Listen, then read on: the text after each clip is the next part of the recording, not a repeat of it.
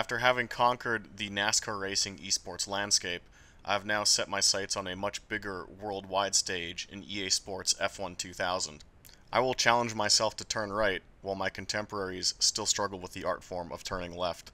So this is EA Sports F1 2000. I'm playing this with a Logitech G29 racing wheel spoofed as an NG-Con controller, which gives me analog steering, analog gas, and analog brake. And I'm able to play this game at a much higher level than was ever intended by the developers. F1 2000's got a pretty interesting story behind it. It's one of the few racing games to ever be released twice in the same year by the same developer. I'm playing the original release that came out in March of 2000, sporting the EA Sports 1999 calendar year release artwork. But about 7 months later, in September of 2000, this game was re-released under the name F1 Championship Season 2000.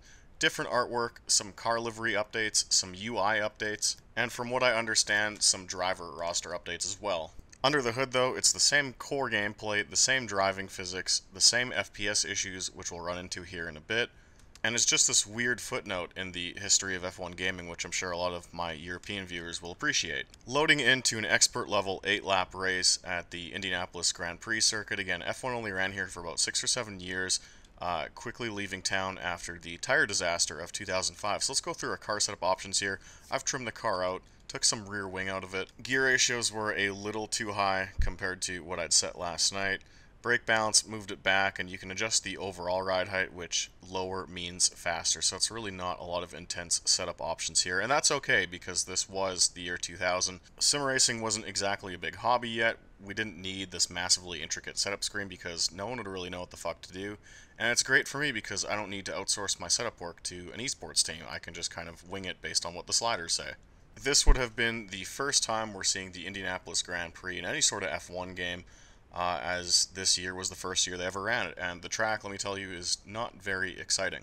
It's an infield road course with no elevation changes at all, and 22 years later, I'm actually impressed they managed to drum up any sort of hype for this at all, because this is, of all the different F1 tracks I've raced on, this is by far the worst. No personality, no soul, no interesting corners, you are racing in a flat field.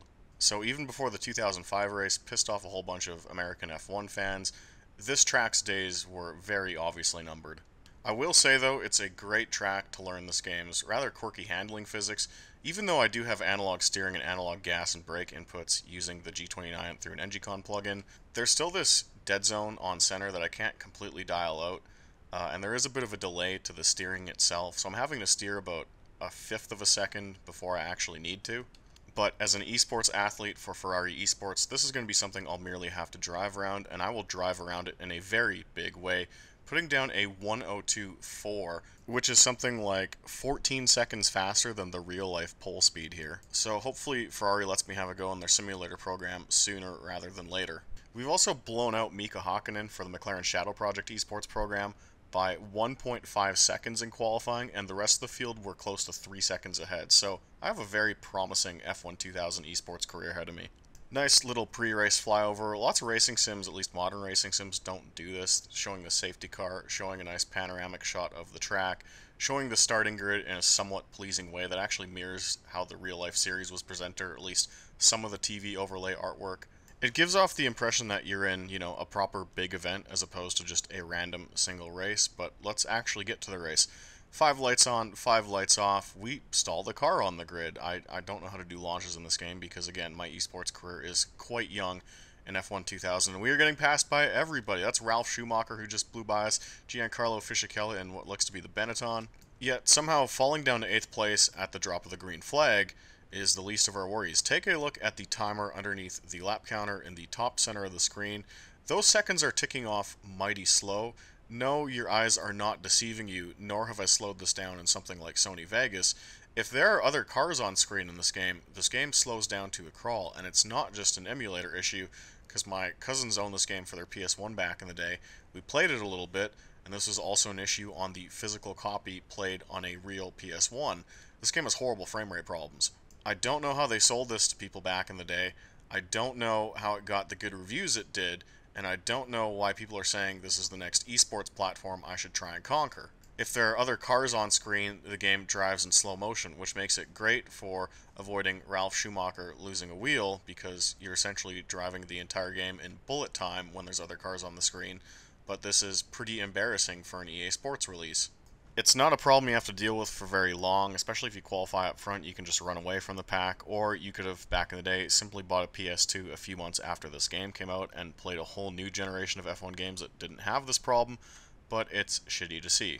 We've made our way back up to 4th, navigating around the Jaguars that had to check up for the wreck in front of us, so we've got just 3 more cars in front of us. The 2 McLaren Shadow cars, as well as a Benson Hedges car, piloted by Jarno Trulli. Again, I don't think EA really prepared for someone, halfway competent to be playing this game, because with slight setup adjustments, I'm flying up on the leaders, getting in Jarno Trulli's draft. You're going to see here, I'm going to hit 216 on the front straightaway, which might be the fastest anyone's ever gone in this game, ever. Trulli is no match for our trimmed out Ferrari, so that just leaves the 2 McLarens in front of us that we have to work on. Again, you can see the frame rate's actually getting a little better. One of the things I want to point out, though, look at the car models, especially David Coulthard's car in front of us.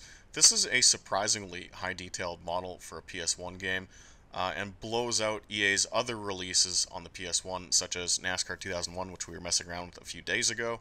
This is just a great-looking car in front of us, full stop, but as their AI has not gone to the rigorous esports testing program that I have, they are having absolutely terrible corners, and I blow by Coulthard like he's standing still. But thankfully, I'm from the future and can pass along the info to Coulthard that he will have a nice career resurgence in about 5 years, driving for the team formerly known as Jaguar Racing, to which Robo Coulthard looks at me strangely and says, "Isn't Jaguar new to the grid for this season?" And I say, yes, they are. A lot happens in the next 5 years. And to enjoy your laps of this track, because we won't be racing here for very long.